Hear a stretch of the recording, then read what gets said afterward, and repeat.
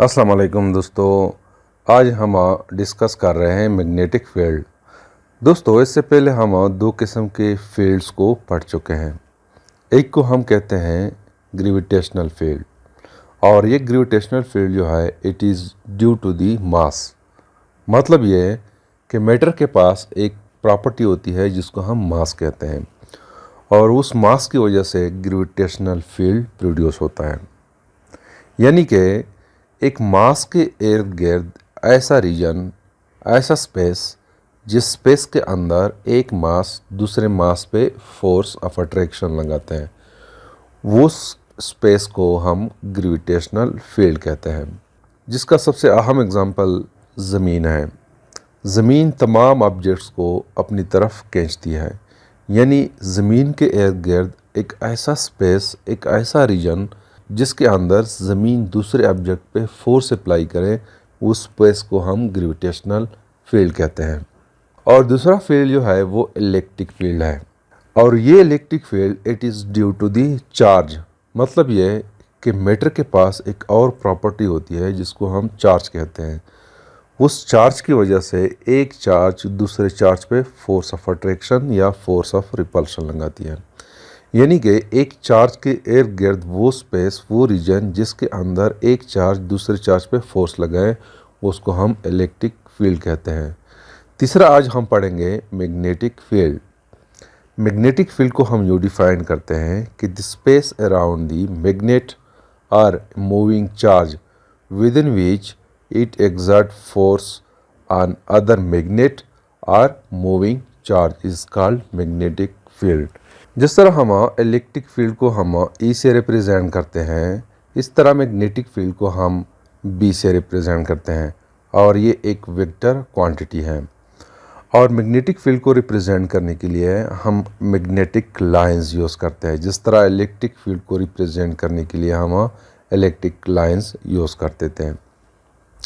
दोस्तों, magnetic phenomena सबसे पहले 8वीं सेंचुरी के शुरू में मैग्नीशिया में लोहे के कान में ऑब्जर्व हुई है। मैग्नीशिया वेस्ट तुर्की का एक शहर है जिसको आजकल हम मनीसा कहते हैं।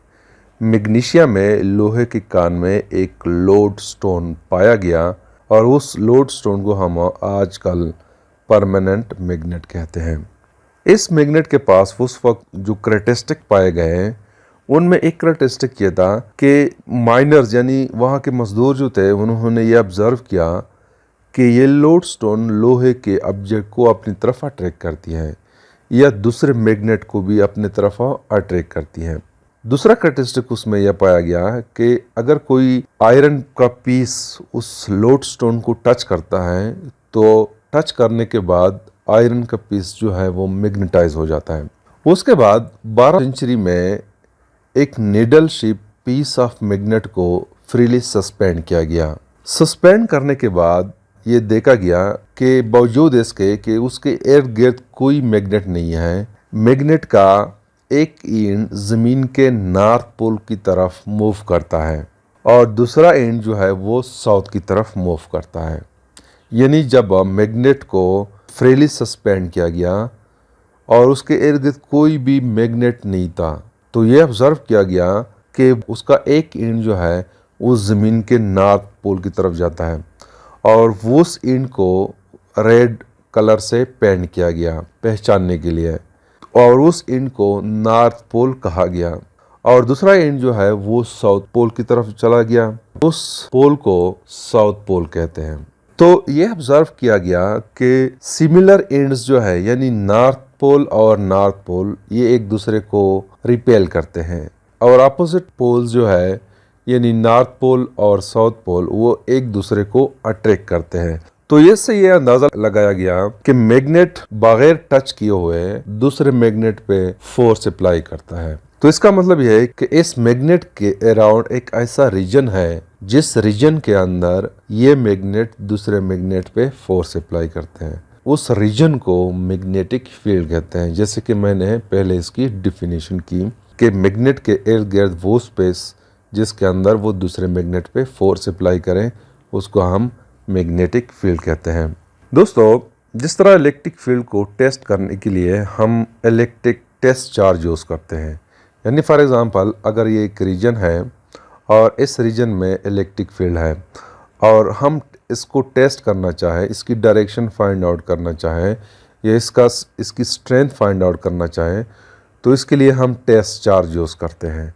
टेस्ट चार्ज को इस रीजन के अंदर ले आते हैं और हम देखते हैं कि इस फील्ड की डायरेक्शन कितनी है और मैग्नीट्यूड कितना है। या अगर हम ये टेस्ट करना चाहें कि यहाँ पे इलेक्ट्रिक फील्ड है कि नहीं, तो उसके लिए भी हम यूज़ कर सकते हैं।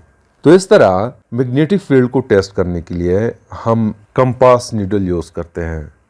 यानी अगर फॉर एग्ज़ाम्पल ये रीजन है, इस रीजन के अंदर हम कंपास नीडल ले आए, तो जब कंपास नीडल मोशन शुरू करता है तो इसका मतलब यह है कि यहाँ पे मैग्नेटिक फील्ड है और मैग्नेटिक फील्ड की डायरेक्शन वही होती है जिस डायरेक्शन में कंपास नीडल मोशन करता है और यहाँ से हम उसकी स्ट्रेंथ को भी फाइंड आउट कर सकते हैं। दोस्तों, इस तरह अगर हम इलेक्ट्रिक फील्ड और मैग्नेटिक फील्ड का आपस में मुआवजा करें तो हमारे जहन में कुछ क्वेश्चंस अराइज होते हैं। सबसे पहला क्वेश्चन ये अराइज होता है कि does there exist in nature a magnetic test charge that could be used to determine the strength and direction of magnetic field. यानी जैसे मैंने आपको बताया कि इलेक्ट्रिक फील्ड को टेस्ट करने के लिए हम इलेक्ट्रिक टेस्ट चार्ज यूज़ करते हैं। सिमिलरली मैग्नेटिक फील्ड को टेस्ट करने के लिए हम मैग्नेटिक टेस्ट चार्ज यूज़ कर सकते हैं कि नहीं, या मैग्नेटिक चार्ज यूज़ कर सकते हैं कि नहीं। मैग्नेटिक चार्ज को हम in other words magnetic monopole भी कहते हैं। तो इस क्वेश्चन का आंसर है नो। वो इसलिए कि हमारे पास मैग्नेट में एक नॉर्थ पोल होता है और एक साउथ पोल होता है। इस नॉर्थ पोल और साउथ पोल को हम अलग नहीं कर सकते हैं। इन अदर वर्ड्स हम कह सकते हैं कि magnetic monopole does not exist. दोस्तों, एक होता है इलेक्ट्रिक मोनोपोल, यानी पॉजिटिव और नेगेटिव चार्जेस को हम अलग अलग कर सकते हैं। अगर ये नेगेटिव चार्ज है तो it means electric monopole. Electric monopole exist करता है, लेकिन मैग्नेटिक मोनोपोल का मतलब यह है कि सिर्फ हमारे पास या नॉर्थ पोल हो या साउथ पोल हो। तो क्या नॉर्थ पोल को हम मैग्नेटिक फील्ड को टेस्ट करने के लिए यूज़ कर सकते हैं कि नहीं? इसका जवाब है नहीं, इसलिए कि हम नॉर्थ पोल को अलग नहीं कर सकते या साउथ पोल को हम अलग नहीं कर सकते। तो मैग्नेटिक टेस्ट चार्ज जो है वो एग्जिस्ट नहीं करता। तो इसी वजह से इलेक्ट्रिक टेस्ट चार्ज को इलेक्ट्रिक फील्ड की टेस्ट करने के लिए यूज़ कर सकते हैं, लेकिन मैग्नेटिक चार्ज या मैग्नेटिक मोनोपोल या मैग्नेटिक टेस्ट चार्ज को हम मैग्नेटिक फील्ड टेस्ट करने के लिए यूज़ नहीं कर सकते हैं। सेकंड क्वेश्चन ये है कि can we use an electric test charge to prove a magnetic field. क्या हम इलेक्ट्रिक टेस्ट चार्ज को मैग्नेटिक फील्ड टेस्ट करने के लिए, उसकी स्ट्रेंथ को फाइंड आउट करने के लिए यूज़ कर सकते हैं कि नहीं? यानी मैग्नेटिक चार्ज को तो हम यूज़ नहीं कर सकते हैं, क्या इलेक्ट्रिक टेस्ट चार्ज को हम यूज़ कर सकते हैं कि नहीं? तो इसका आंसर है कि हम कर सकते हैं, लेकिन कंडीशन ये होगा कि ये इलेक्ट्रिक टेस्ट चार्ज जो है वो मोशन में हो।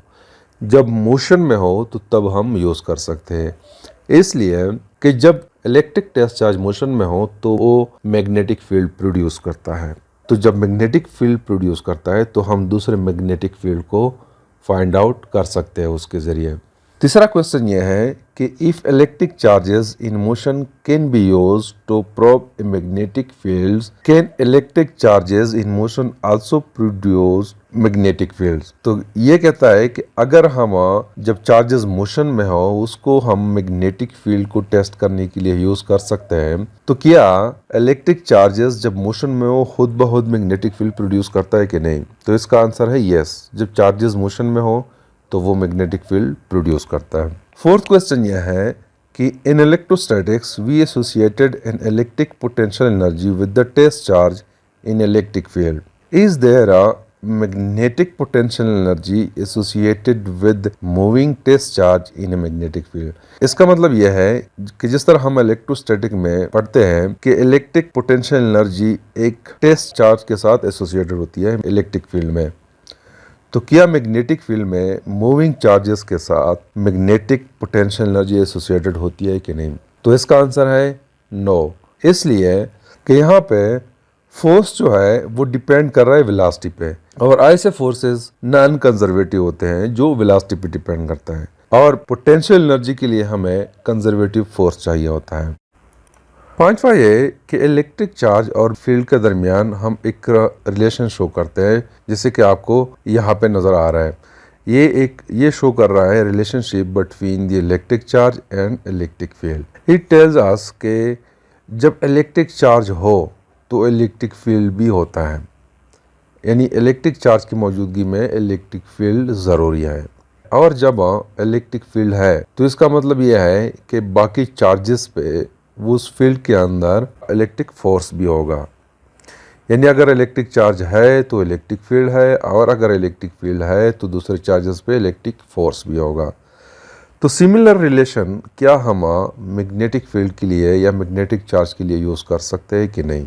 अगर हम उसको यूज़ करें तो हमारे पास रिलेशन कुछ यूँ आएगा कि मैग्नेटिक चार्ज है तो मैग्नेटिक फील्ड भी है, और अगर मैग्नेटिक फील्ड है तो दूसरे मैग्नेटिक चार्जेस पे मैग्नेटिक फोर्स भी होगा। तो क्या ये सही है कि नहीं? इसका आंसर यह है कि नो, ये रिलेशन जो है मैग्नेटिक फील्ड और मैग्नेटिक चार्जेस के लिए दुरुस्त नहीं है।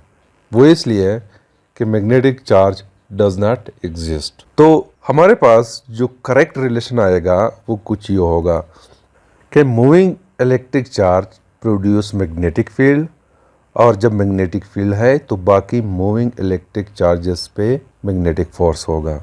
तो this is something about the magnetic field. Thank you.